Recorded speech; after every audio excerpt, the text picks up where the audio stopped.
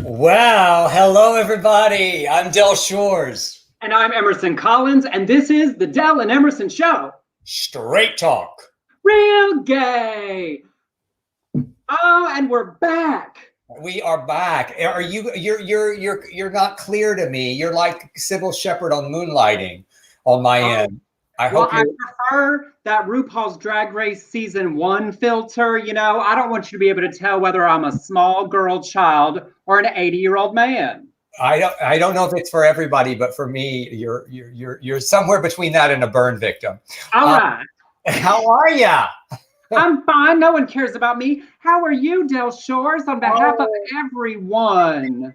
I am good. I am absolutely good. I'm back. I got my sling off yesterday. I've got, that's about all I can do, but it's all good. Good doctor's report. So we are good. Oh, no, you do not going to get away with this. You are going to have to tell us all the story. Well, I didn't want to get out of order. I thought you were going to do those headlines and then we talk about it, but I'll tell you everything. No, I know we will. Honestly, well, the real answer is we had to change our internet this weekend. Spectrum sent us a box and said, change out your modem and your router. And so I had to do it all by myself. And I felt like it was really impressive that I managed to do it without calling Spectrum. I think I could work for NASA now. But I have the internet turned off so I can be plugged into the Ethernet, but it's still connected to that weird Spectrum, Wi-Fi 40. Now it's coming in clearer. I don't know what happened. It was like a miracle. It all just kind of cleared up. I'm trying to make it not do that. But yes, we do have a very great show for our comeback show. Don't worry, you will hear everything you could possibly want to know about Del's trip pilling. And then we will get to HIV Vaccine Progress, Lil Nas X's Satan Shoes, Matt Gaetz, Scott Rudin, the Arkansas anti-trans bill, Buttigieg Cruising, from healthcare to OnlyFans, Prancer the Chihuahua, Homosexuality Hiding Evangelists, and more. Woo! It's a full show. It's a full show. But now, while I figure out my internet problem, please tell everyone the delightful adventure that you had in this. Well, first of all, it was very fast. I mean, I got there and I was really apprehensive, as I'm sure all of you who've had surgery know you're going under, and changed my will. I cut Emerson out. And that was it. He said, you know what? We're done. You just start thinking of all this shit. And then I came out of it. And at first you feel just great because you have this nerve block. And then, the pain starts. But yeah, I was pilling there for a few days. I think you probably got a phone call when I was pilling. And I made some phone calls that I wasn't aware of. I know that Rosemary Alexander, I was feeling very guilty because I knew in my head I needed to call them or text them. And so I was apologizing the next day. I said, I'm so sorry I didn't call you. And she said, oh, you called. You left a message. You left a message. And so I guess I was slurring like my mama and my Aunt Rita when they were on the pills. And then there was this, my house where I have a couch that I can see out across this kind of valley of a hill. And I kept seeing, I couldn't remember what you call a herd of deers. I kept saying a flock of deers, which I knew was wrong, but that's not a gaggle. It's not, I didn't know what it, but I swear I saw all these deer and I'm sure it wasn't, I'm sure they weren't. I'm pretty positive they weren't. And because I've lived here almost 10 years and I've never seen a herd of deer. Matt said, I think they were coyotes.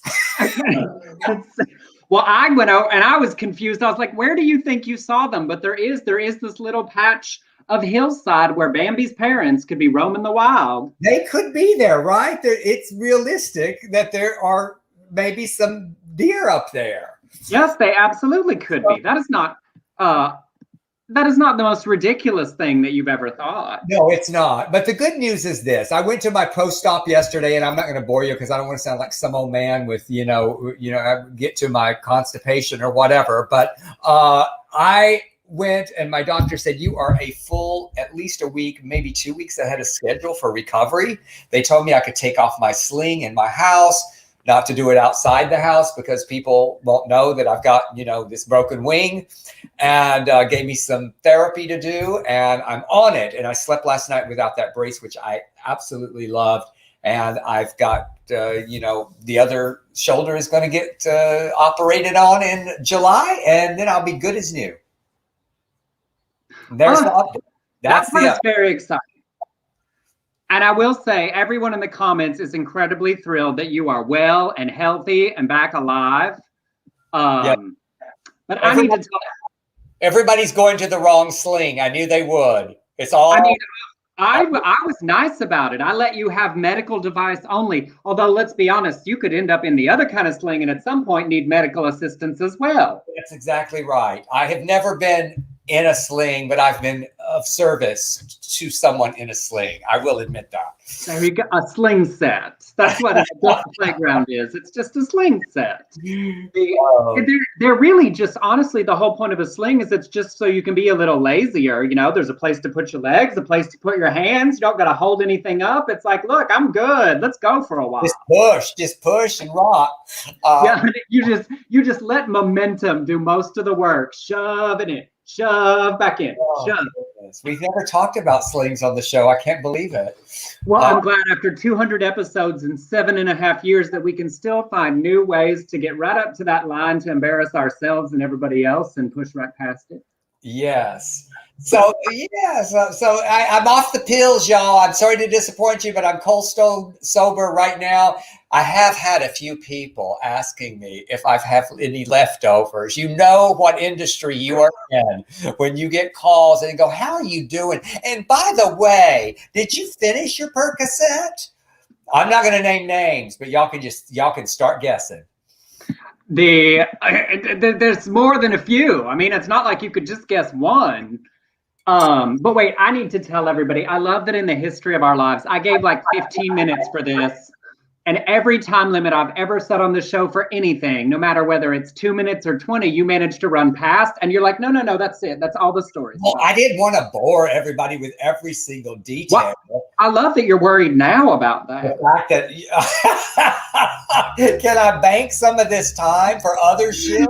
Can I have it in the future? That's right. Store it up. Save them for later. Say, I want a few of those minutes from my recovery back. But I do need to tell everybody, I tried to figure out how to share this with you all. Dell called me and left the sweetest voice memo on my cell phone the day of the surgery, because of course we all wanted to make sure it all went well. And he called and he said, Emerson, I didn't die, period. The surgery went well, period. They played Brandy Clark and country music through the surgery, which I don't remember, but I'm sure it helped. Period. Oh, wait, I don't have to say period. This is a voice memo. It was all I could do. I'm so stupid. It was so wonderful because you could hear the thought process because it was very, very early, after coming out, still definitely up on your. I was still hopped up on that Novocaine and things, but listening to you reach the realization of, I don't have to do that for this. The whole reason I did this was I could just send a memo and not have to text. Not have to. Oh goodness, I cannot believe that. But I've had other people do that to me before, where they're, because you get confused because you're doing so many ways of texting. But it was the only, man, I don't really love voice memos, but it was the only way I could do it that day. And that does prove one thing. I am still a codependent when I'm under anesthesia coming out of it. I am still trying to take care of everybody, making sure they know. Don't you worry. That's so sweet and so caring of you. But also, have people been doing that thing? It's like you have a thing happen, and then you have to spend as much time. You get tired of telling people, are you cutting and pasting? Like, I'm fine. This is what I am. I am. I make a generic update on a daily basis because, and the good news is you don't want to get upset because people are concerned about you. But it is like when the first 3 days, I was going, I'm never going to do this again. I'm not getting the other one fixed. It was so much pain because, many of you know that the pain sometimes breaks. The pills don't work until 6 hours. And I'm very, very rule oriented with opiates because of my mom's addiction. And I just was not in the mood to answer all these text messages. So yeah, I started copying and pasting. Because at a certain point, it's like, oh, that's sweet. And you are not one of the people that needs to check in on me every day. There are a few that come out and you're going, I hadn't heard from you in 2 years. Where the fuck have you been? Be like, for your concern. Be like, that is very sweet, but if we don't talk often, you could check in on Facebook, not on text, and certainly not on a voicemail. But I did get some good stuff. I had people sending me food. I felt like I was back in church where, the sick and the afflicted. Yes. Rosemary Alexander, the queen of cooking, made me so many meals, and so many people sent me meals and flowers, and I got a big old, what's it called? Not cactus, the other one. Succulent arrangement in front of me here that was sent to me.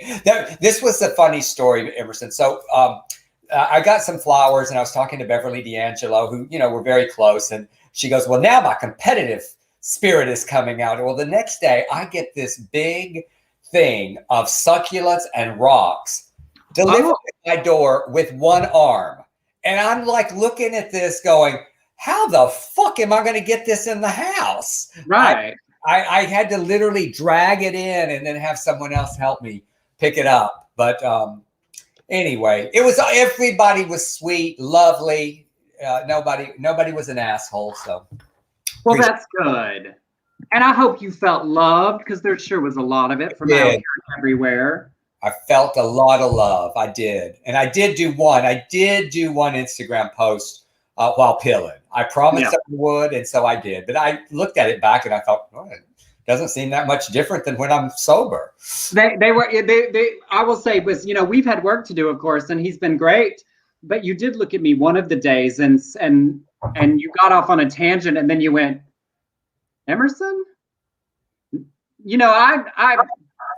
I wander with my thoughts sometimes, but I can usually get back to where I was. And now, once I get away from it, it's just gone. I know. I felt like I usually could circle back. I could find where the point was. It's like I love Michael Medema is in the chat room. And when I was doing a show in San Francisco years ago, I always picked one person. I said, look, I get off track in my shows, and you're gonna be responsible for bringing me back. And he looks at me and he goes, oh, honey, I'm on Percocet. That's it. I do want to show you my war wound. So there you can kind of see the incision there. So they they literally built a new shoulder for me. It's all plastic. I saw it yesterday on the imaging. It's plastic and a lot of bolts that work. And it's very miraculous what we can, as we fall apart, what they can put back together for us. That's right. You're just a transformer nowadays. So, all right. Well, good. I'm so glad. And to all of you, we are thrilled to be back with all of you doing our live shows. And to everybody who's now listening, who subscribes to our show as a podcast, I got it up everywhere. Pandora, Google, Amazon, iTunes, Stitcher, anywhere, Google, anywhere that you want to find a podcast. I don't want to say it because it'll respond. Try. Hey, Google, play the Dell and Emerson show. What'd he say? I looked for the Dell and Emerson show, but it either isn't available or can't be played right now. Oh, that's rude. If I do it to Alexa on mine, she plays it. Maybe it hasn't caught up. We'll keep trying. But to those of you that watch live, thank you. Also, please subscribe somewhere. And to the three, Erica, 2 more people wrote reviews, but there's 70 people watching this. And I know a lot of y'all have watched a lot of shows. And it sure would help if you'd click the link I just put in the chat and write a little review of our show if you enjoy what we do here. Yeah, do say something nice, or say something. And every now and then they get in fights, start throwing things. Tucker said that you set off his Hey Google at his house, so it worked everywhere. All right. Well, what we are supposed to do here is the LGBTQ news and nonsense. So we're going to cover a few things we missed in the last 2 weeks and on to some new things. And real quick, first, I just wanted to note that April 1st, we passed the 20th anniversary of the first same-sex marriages in the Netherlands. 4 couples were married on that very first day, and all of them are still together. One couple, one of the husbands has died. But 20 years, and you can now marry a same-sex partner in all or part of 29 countries. So a long way we've come as we look at how much further we have to go. I think that's pretty good. This one died. We only lost one. That's pretty good. Well, yeah, in 20 years, I find it way more impressive that all 4 of them are still together. That's way above the average divorce rate of 1 in 2 marriages ended divorce. For my marriage. So Neither one. Either one of them. All right, and this next one, I wanted to provide you a platform as we're back to rant about Matt Gaetz. Oh, Matt Gaetz. Y'all know I have been ranting about Matt Gaetz forever. First of all, he has just got the biggest blockhead I've ever seen in my life. So let's just get real nasty, dirty, and talk about his physical. He reminds me, Emerson, I don't know if he reminds you, but he reminds me of one of those frat boys at Baylor that gained about 20 pounds and never lost it and didn't know it. They still thought they were as hot as they were when they came into school, and they just like carried themselves. I just can't stand this motherfucker, but he is in a big scandal now. It's shocking. And he has no friends, not on the Republican side or on the Democrats. Everybody hates him. They say he is the most hated person since Ted Cruz. So you know that, but loves any opportunity to be on TV. But he often pays for women for flights and for their hotels. And a Hill source sent the Daily Beast a photo of a trash bin. This is so scandalous, y'all. A trash bin outside of Gaetz' office as lawmakers cleared out their offices at the end of the recent session. And at the top of the heap was an empty Costco-sized box of bearskin Trojan condoms. They were not Magnum. They didn't say in the article they were Magnum. So here's what happened. So it seems like that there has been some prostitutes being paid for by Matt Gaetz, and one of them perhaps is underage. So there's a big investigation going on right now. And he has this friend, this tax collector friend named Joel Greenberg, who allegedly connected Gaetz with these women and coordinated their date, their time, and compensation. And they used Venmo, y'all. There were many women. One, like I said, was 17 years old. So over text, using Apple Pay, Cash App, he would ask the women to find other women. Then he also shared nude pictures of these women, sometimes videos, on the house floor. Now, here's where it gets really interesting. He sent $900, Venmo'd it, and on the little memo, it said test, and then it said hit up, and then this girl's name. It was a nickname for one of the girls that ultimately Greenberg sent 3 Venmos to for $900, equaling the same amount that Matt Gaetz sent him. So he sent it to 3 girls, and what they said it was for: tuition and school. It just every single day, y'all. I hope you are watching this scandal unravel. It is fucking amazing, and he has had his nose up Trump's ass forever, and Trump is not saying anything. I mean, that's my favorite part of this, is that the only people, where was he speaking the other day? And the only people that had come to his defense were Jim Jordan and Marjorie Taylor Greene. And I thought, well, if that isn't a trio of the worst possibility. Right. You know, when you're down to that trinity, that's another trinity. I mean, no one likes you. It also feels like he was already preparing, it seemed like, to head out the door to get his One America News Network or Newsmax nighttime to be Tucker Carlson's competitor on one of the even worse networks. And this is a wrench in his plans he did not prepare for. Venmo, y'all, I mean, I have written some weird Venmo things. I love to text Blake like random money, like my rent and things on Venmo, and then write for sex. But like the idea that he did not occur to them that people would know that that was accessible. Well, did he just not make it, you know, because I don't like people knowing my shit. So I don't, when I Venmo somebody, if I Venmo you, you know, I always I just put it private. I don't yeah, but it's still an app full of information. Like what did they think this was, like completely anonymous wire transfers happening in a Bahamas or in Switzerland or somewhere where there was going to be no record? Like you sent a person money, there is a paper trail of that, even if the paper trail is in your phone. I'm telling you, boys and girls, cash. That's right, honey. Pay for your sex workers' time in cash if you don't want people to know. And also, these poor women were not paid enough to deal with Matt Gaetz. Sex worker is a profession, and they deserved more for having to put up and even pretend that he was interesting, much less anything beyond that, which might have happened. I mean, 300 each, and he's parading his fiance out, and he's doing like women for rights for women organization. That's where he was speaking or something bullshit. I mean, it is, y'all, it is a Broadway musical if I ever saw one. I mean, and best featured actor goes to whoever plays Nestor in the Broadway musical. Gaetz. His adopted son, Nestor. Now it's going to be the follow-up. The first one, the first musicale about those scandals has to be Jerry Falwell and the pool boy and the trainer, and that is the part one. And then the Gaetz, the musicale experience can be like, you know, one in a series of musicals. You could do a whole musical about all these scandals, I think. So opening number is Larry, what's his face, the toe tapping. Wait, you open this musical with a tap dance number the way they opened 42nd Street, where you only see from the knees down, but it stalls and it's just men's feet toe tapping sideways back and forth. And it's Larry Craig. What was his name? Is that right? Somebody help us out. That senator from, I think he was one of those North Call.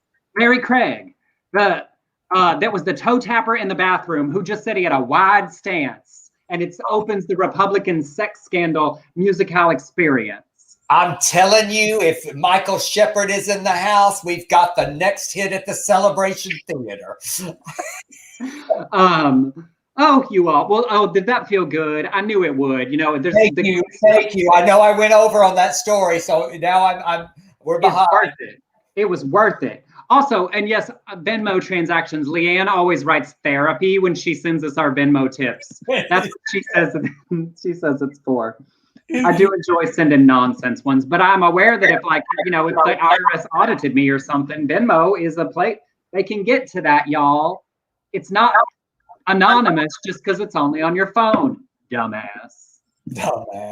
All right, another really big and serious news. That Arkansas trans bill we talked a lot before our break had a lot of activity while we were gone that I'm sure you've seen. They passed the bill to ban gender confirmation surgeries, hormone treatments, and puberty blockers for for trans youth. And then it was vetoed by Governor Hutchinson, who actually said, while the population of minors dealing with this is an extreme minority, this could lead to significant harms from suicide to drug use to isolation. A position he got from meeting with parents of trans students, trans advocates, and trans people. That position is a direct result of him encountering trans people. Well, the legislature went, of course, and you saw, overrode the veto easily to pass it. It will become law. Trey Strangio's deputy director at the ACLU for trans issues said they will definitely be preparing to fight it in court. But Hutchinson went on to CNN this weekend talking about compassionate conservatives caring for all our young people, whether they're trans youth or otherwise. So that message is getting through to some people. However, he had no problem signing the ban on trans youth in sports. So 1 step forward, 10 steps back. But Arkansas on the front line of it will become law, and they did not care that the governor didn't even support it. So lots of that continuing to happen. We'll update you with other states and info as we keep going with the show. Yeah, and I saw that. I saw that interview. I thought it was really interesting how he did seem to be caring and compassionate, and then he went into the sports issue, and he was basically saying it's unfair to our females, you know, born female at birth, blah, blah, blah. And he went into that whole thing. So as much as there is compassion, there's still a level of ignorance going on. So, all right, this is so interesting to me.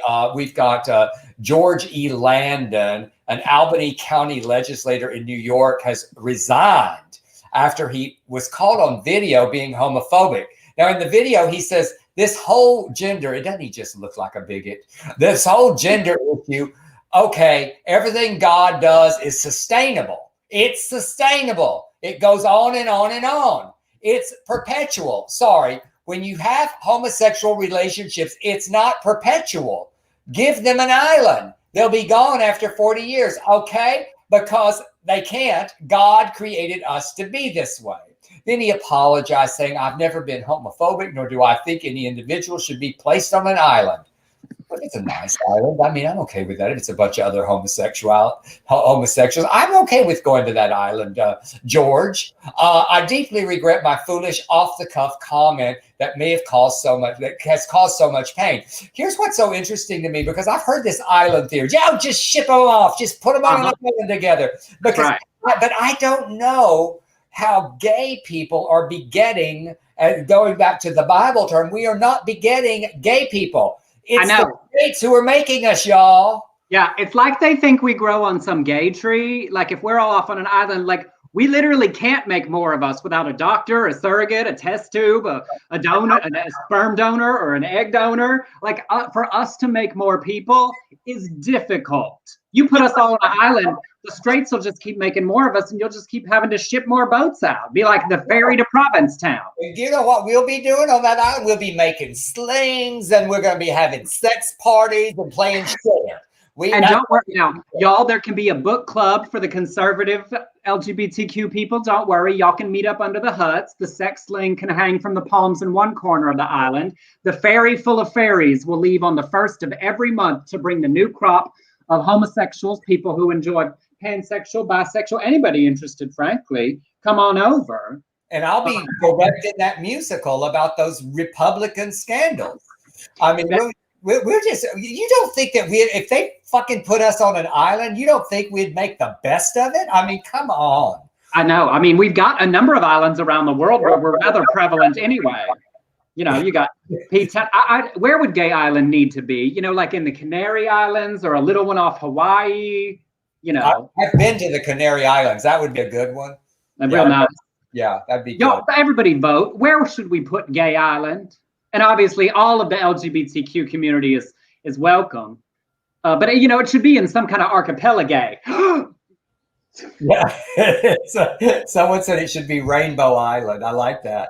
Rainbow Island. No, I want it to be, and then we need a winter and a summer, so we've got options. You know, right at the end of the Alaskan Islands, at the end of the archipelago, there should be one there too.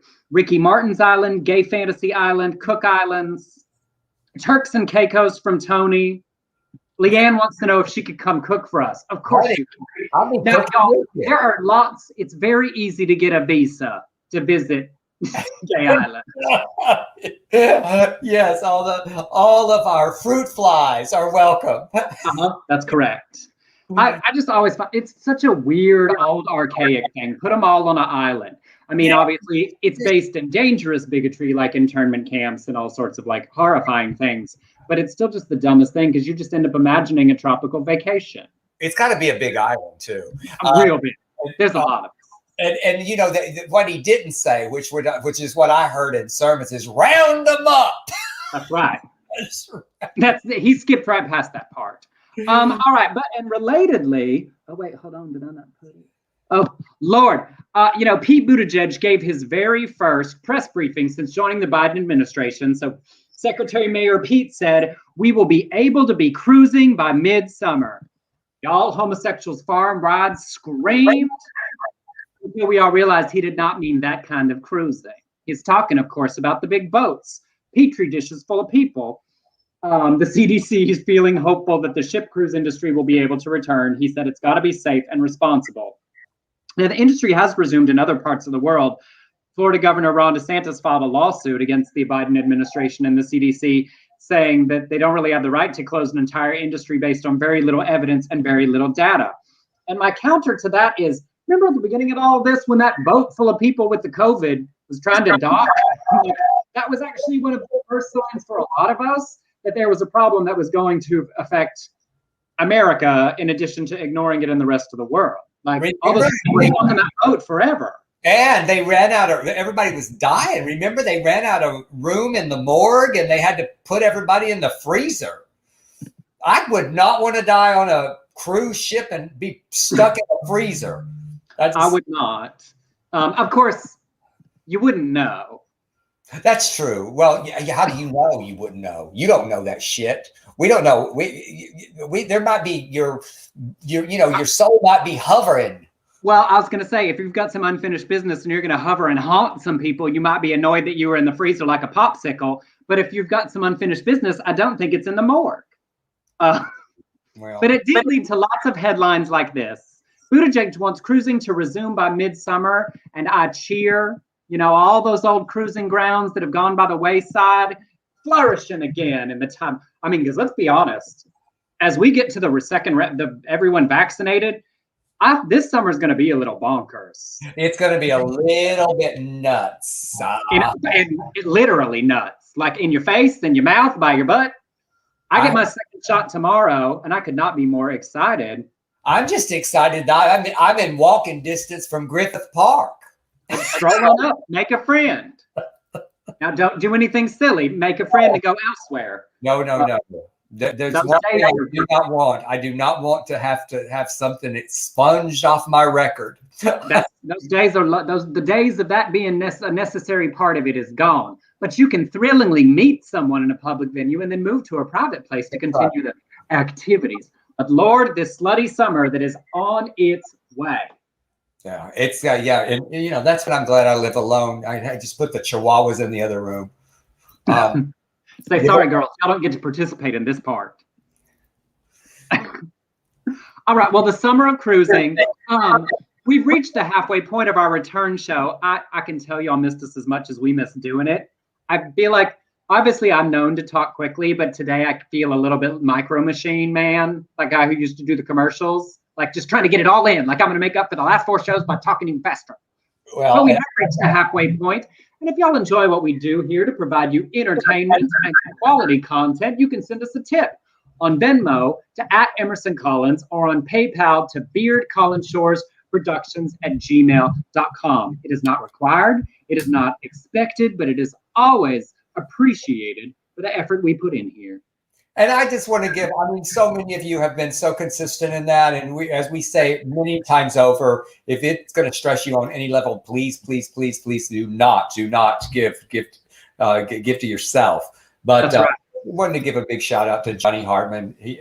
John has been so good to us during this, and just wanted to say thanks again. Yes, and to Mark, who already donated today. Thank you. Oh, it's my turn. Okay.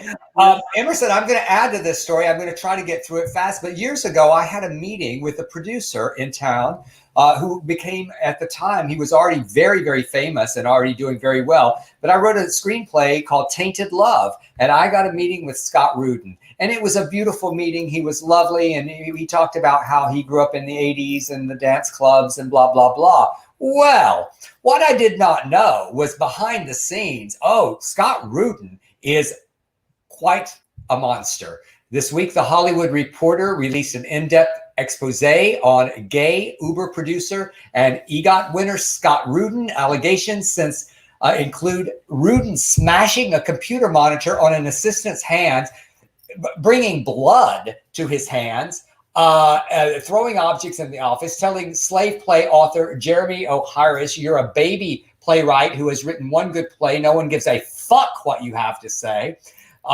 He made racially insensitive jokes about President Barack Obama. He called Whoopi Goldberg, our friend, an idiot. And I'll tell you, she's not. He's lying about former employees when given grievances and stranding a colleague on the highway. Literally was getting in an argument in a car and just put the guy out. So Caroline Rugo spoke on record saying she was fired as his executive coordinator because of the half hour she spent on exercise in the morning, because that's a treatment for her diabetes. She was fired because of that. She said 100%. I could have sued him, but I didn't because of the fear of being blacklisted. But I've worked at Netflix for a year and a half. I love this part of this story. And it was such a shock to the system because it's one of the most respectful and progressive workplaces in terms of employee relationships. Now that I've established myself there, I am part of a team where my opinions are respected and welcome. I have no issue speaking out against and about Scott. Everyone just know he is an absolute monster. So I guess it's good that I ultimately did not sell that screenplay to him. Yeah. Although I could have taken the money and been all right with that. And it's just horrifying to hear, right? To think about, because a lot of the conversations have been Me Too related, assault related, of course, the Weinstein stuff, but the power differential, this idea that like Uber producers or big name directors or creative geniuses, quote, get to be miserable people that abuse the people below them with their power, with the way they talk to them, with the demands that they make of them, that we are also confronting that, because that's as pervasive across many industries, but certainly this one, where it's just accepted that this person that has a lot of power does whatever they want, treats people however they want, and people put up with it because they're a launching pad to something else that they can survive that person. And it's important that we talk about those things as well, and that we continue to push to make that unacceptable. It's like what we say at the beginning of every one of our projects. We don't work with assholes. That's right. I was going to say, what's our philosophy? I was going to say, Emerson, what is our philosophy? We no longer work with assholes, because we have worked, Emerson and I have worked with some assholes, and I'm not going to name them on the show, but we have worked with some assholes. I will not work with the assholes anymore. If anybody is an asshole as an actor, they're gone. They're going to be gone. You finish your fucking episode. We will write you out. It's real easy to drop a chandelier on someone's head. Just happens all the time. Well, because I always say, we're not curing cancer. I've always said, if you cure cancer, you cure HIV, you cure some pervasive disease that impacts all of humanity, that person could be a little bit of an asshole, and I'd be like, you know what? They cured cancer, so I'm gonna take it. Nobody else. That's it. There's just no excuse. So, but for her to have a solid job that she trusts she has to be able to share this story, that's what keeps people quiet. Fear of other damage to their own progress. You know what made me really happy? And that I watched so much Netflix, and that she was so positive about Netflix. It made me want to work at Netflix. So Netflix, absolutely. I mean, come on in. Who don't want to work at Netflix? They have more money than God. Like, that's what made it. They're just throwing money at people. I would work at Netflix right this second, even if they were a little bit mean. A little bit? No. Yeah. A little bit mean. You'd be a little bit mean. A little bit. But good for them. And it's hard to talk about. People whose careers and lives are on the line, to talk about someone that powerful is still a risk. So applauding the people who stepped forward and stood up to say those things. Absolutely. In other news, because there's been a lot of this. I've seen a lot of this across the pandemic. I want you to meet somebody. This is James Cow, a 23-year-old gay man in the UK who started working in healthcare as an assistant at age 18 for his family business in a private home for dementia care, then went on to work for another private home. Well, a month ago, he posted a TikTok saying, "Hi, everyone. I'm a healthcare assistant and have been for the last 6 years. Because of the 1% pay raise, I've started OnlyFans and I'm making more money in 3 days than I'd make in a month at work. So sorry, Boris, but I'm done with healthcare and now I'm an online whore." He was protesting that Boris Johnson in the UK, they were pitching a 1% pay raises to nurses. And he said, with the pressure from the coronavirus pandemic causing all healthcare industries huge amounts of strain, I felt underappreciated and insulted. He's charging £11.99 per month and now has nearly 7,000 followers. He made over a year's salary from his nursing assistant job in 22 days. That's great. Good for him. And he's not alone. I feel like we talked about it some, but when the pandemic started last year, the range of people that lost jobs, gig workers, people who were paycheck to paycheck, many people turned to OnlyFans, online sex work content. OnlyFans reported a 75% increase in new signups last March. That accounts to 3.7 million users.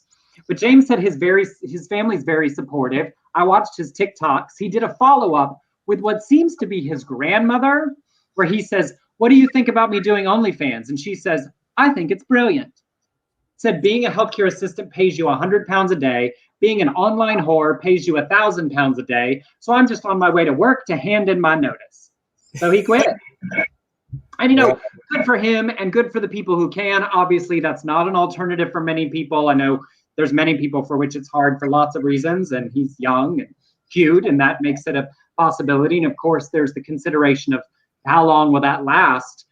But it's also representative of the healthcare workers and how we pay them and the effort they put in on top of the mental health challenges of what they've been through. It's a cheeky, fun way for him to say it's not worth it. And that's something we should all acknowledge. Well, if I were younger and cuter during this pandemic, I mean, I've masturbated so much, I may as well have made some money.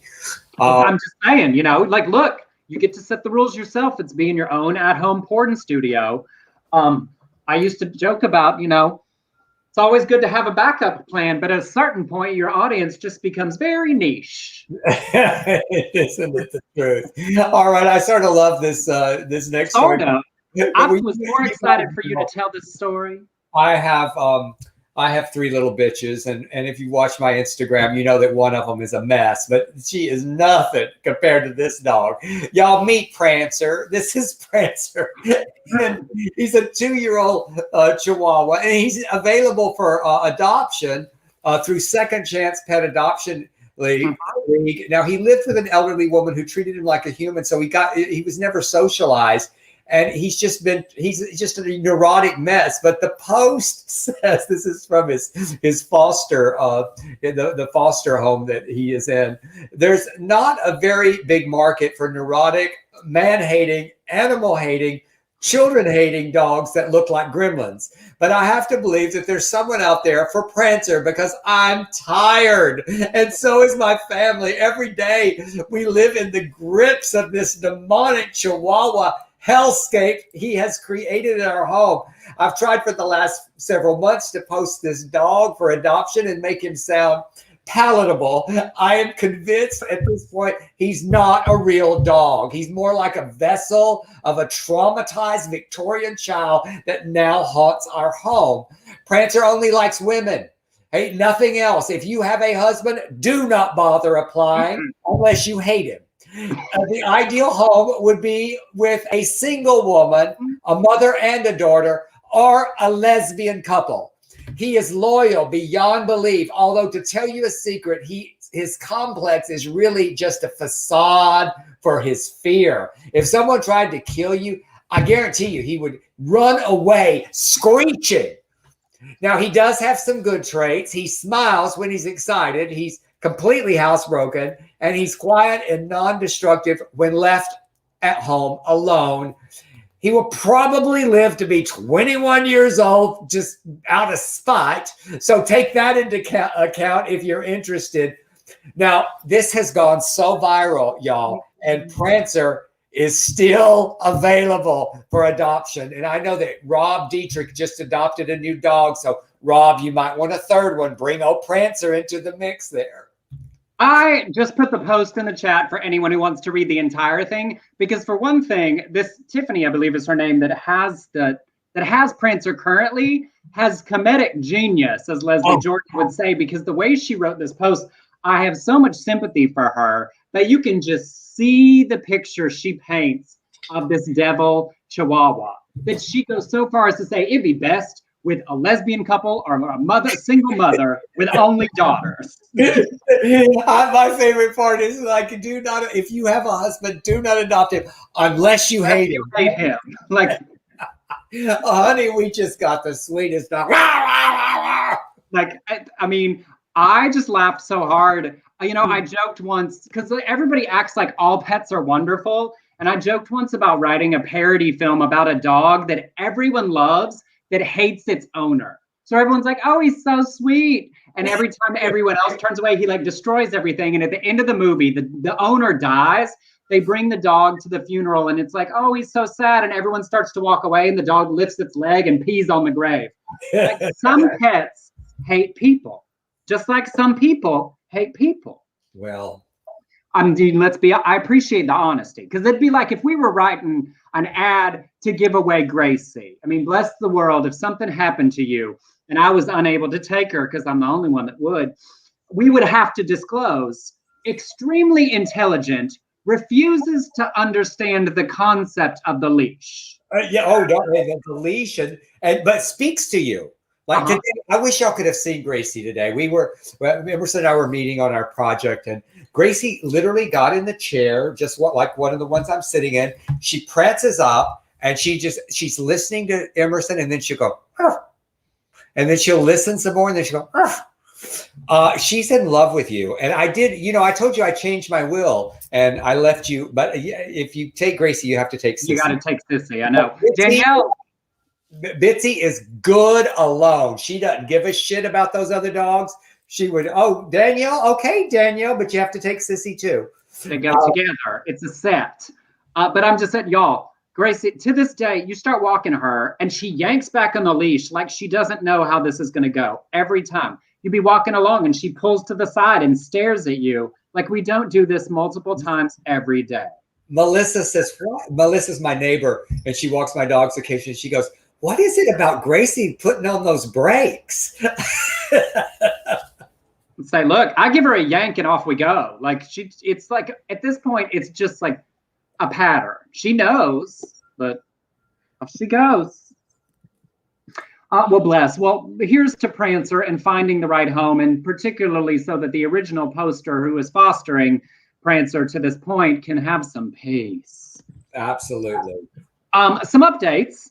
The Lil Nas X story blew up right as we did our last show, and then it has gone big since then. His new video and song, Call Me By Your Name, Montero, went all the way to #1, which is super exciting. I'm sure and hope you have seen so many people, the bigots got all upset, and so many people said, oh, you mean after decades and decades of telling LGBTQ people, gay people that they were going to hell, at some point they just believed you and decided to say it fine, and now you're upset about it? Have been amazing to watch. But he also partnered with a brand that does sells redesigned Nike shoes, the boutique MSCHF, and they introduced Satan shoes featuring a pentagram, an inverted cross, and allegedly containing a drop of human blood, sold for $1,018, a reference to Luke 10:18, which says, he replied, I saw Satan fall like lightning from heaven, like it happened in the video. They sold 666 pairs. They sold out in minutes. Well, South Dakota governor, that Christie, got in a tweet fight with Lil Nas X. She said the shoes were putting at risk children's God-given eternal souls. I don't know if y'all know this, but Lil Nas X, before he became real famous, was a Barb, a Nicki Minaj stan, and you want to talk about a group of people you don't mess with on the internet. A Barb. Well, Nike filed a lawsuit to stop the sale of the shoes for trademark infringement. Federal judge blocked the shoes from shipping, but all but one pair had already been sent out. They are being voluntarily recalled. Anybody who bought them could get a refund. Sure. But nobody's gonna, because you can resell them for even more. Redesigning and reselling shoes happens all the time. Nike was responding to the threatened boycotts by conservative Christians weeping and gnashing their teeth that he is just not bothered, that they're upset about him pole dancing down to hell and taking over. It's like, come on, you're not my demographic, folks. You're not my demographic. Just shut the fuck up. So I love it so much. I love his empowerment of it. I love watching people. Coco Peru was preaching a sermon about it on Instagram the other day. I think there's so many of us who are older, like even what we've done, who have worked in the world of the torture of religion and sexuality and how, related to suicide, people needing to leave the church, families broken up because of what the church says, that seeing someone laugh in the face of the thing that was held over our head, the idea that we would go to hell for who we are and say, fine, if I'm going to hell, I'm going to have a fucking great time. And watching bigots not know what to do with that brings me such joy. Oh, I love it too. I love it so much because this is, back, you're hurting our children. You're hurting our children. They're, are putting at risk children's God-given eternal souls. Do you realize how many children's souls that your rhetoric evangelicals put how many souls you put at risk. I mean, and how much trauma that you caused and how much death you caused. Mm-hmm. Fuck off. I'd rather go to hell than go to your church. I would too. I would too. A lot more fun people. Yeah, there are lots of great churches and lots of homes for our people, but laughing, loving, living. So, well, in more evangelical news, Robert. I love this one so much. Yeah, I do too. And I went and watched him, and he looks like he should be preaching to the devil's church. Robert D. Bullock, look at him. He looks like Alice Cooper or something. Robin D. Bullock is a pastor and self-proclaimed prophet, and of course he has a Southern accent. In a recent 2-hour service streamed online, he answered prayer requests for healing of 3 afflictions: cancer, diabetes, and homosexuality. Y'all, we've made the top 3 along with cancer and diabetes. And here's what he said. He goes, as far as homosexuality, this is what I heard. I'm going to tell you something. I want everybody to take heed. This is what I heard from the Lord. Homosexuality is a cover-up for an evangelist. People that are in that lifestyle are really called to be evangelists by the Lord. And this is a spirit that attacks that to stop it. So instead of just praying a lot of things right here, what I'm led to do is call forth the gift of evangelism that God has placed on their lives to come forth, and it will drive that other out. I call for the gift of evangelism, that call from God that those that are bound up in homosexuality, that the evangelist anointing will come upon their lives, because that's what they are. We say to the evangelist inside the homosexual, come forth, come out of that tomb, and come forth in Jesus' name. Now look. Okay, I took a permanent pause between Jesus and name. But I mean, I'm just saying, a lot of coming has already happened. These homosexuals. You know what? I think he's right. You know because what? Let me tell you what, Del Shores, you sure as shit would have been a pastor in another life. I mean, the number of sermons that you preach on the daily, just to the Chihuahuas, much less to me and our audience listening far and wide. If that spirit of homosexuality hadn't come upon you, you might be standing in a pulpit. I guilty as charged. And I think but I'm thinking, if he's an evangelist and he's saying evangelism, homosexuality, perhaps he is a closeted man. Perhaps. I was about to say, it sounds like he might just be enjoying what a lot of homosexuals, a lot of places are saying, and he wants to get them into the church house. I just will say that gift of gab, the quippy spirit of Noel Coward and Oscar Wilde that we all inherited because we couldn't beat somebody up with our fists, but we could cut them with our words, sure does give a lot of credence to this idea that maybe it's just our homosexuality keeping us all from being happy. Amen. In all seriousness, in middle school, I had a small group leader at a church camp say to me, with the series of questions I was asking, that I would either be the best or worst thing to happen to the church, and they didn't know which. Well, you know now. Well, I'm just saying, they have not offered to scream Southern Baptist sissies at Baylor yet for some reason. I know they haven't. Well, look at one of our alum. He's in a movie that was a play. So proud. By another alum. Well, anyway, this is the most correct of the evangelists we have had you perform on the show in quite some time. Yes, thank you for that. And of course. I prepped this comeback show. I gave you a story about a Chihuahua, Matt Gaetz, and a sermon to preach. I know. You are a Christian martyr. You are I am. Honey, I would not be carrying that cross. I'd have set it down at the bottom, at the very beginning of the Via Dolorosa, and been like, sorry, girl, somebody else going to have to carry this. Y'all going to hang me on it. In genuinely exciting healthcare news, huge news of the search for an HIV vaccine out of a small study of 48 individuals by the International AIDS Vaccine Initiative. A new vaccine successfully stimulated the production of rare immune cells needed to generate antibodies against HIV in 97% of participants. You may have seen this headline. Now, it was a small study. It's half blind, I believe. So that's 97% of 24 people. But it is huge and could become the first step in a multi-step vaccine strategy to combat HIV and lots of other viral diseases.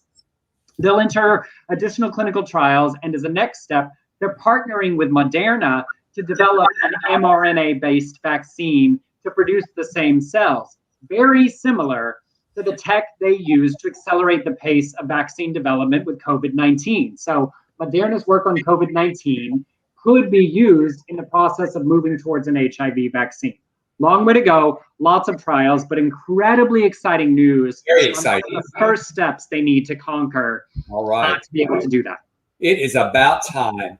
And then fun news, just because he's our buddy and we love him so much. I just love that Leslie's Sunday Singing has turned into a gospel album. And Leslie Jordan has a new gospel album called Company's Coming. Leslie Jordan. And if y'all haven't heard it, it is fantastic. He's got tracks with Dolly Parton, with Tanya Tucker, with Brandy Carlisle, with TJ Osborne, with Eddie Vedder, and with Chris Stapleton. So y'all go to iTunes, however you get your music, and just start with the Dolly Parton one, just because we love her so much, and then hit that Chris Stapleton and the Brandy Carlisle. They're all fantastic. They really are.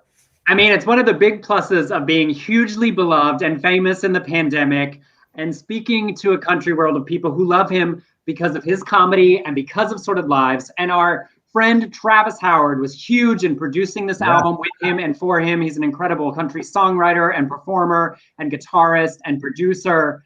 So huge applause to both of them in the pandemic for making this happen. Yeah, Grammys all around. And also Ashley McBride and Charlie Worship are on there. And that's a fantastic cut. I'm obsessed with it. It's wonderful.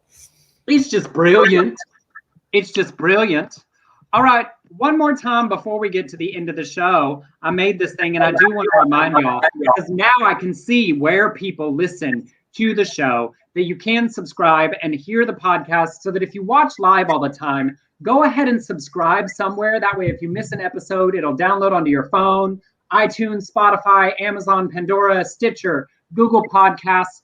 Please do go write us a review. It's really helpful in lifting us in the search, specifically on iTunes. Once again, I put it in the chat.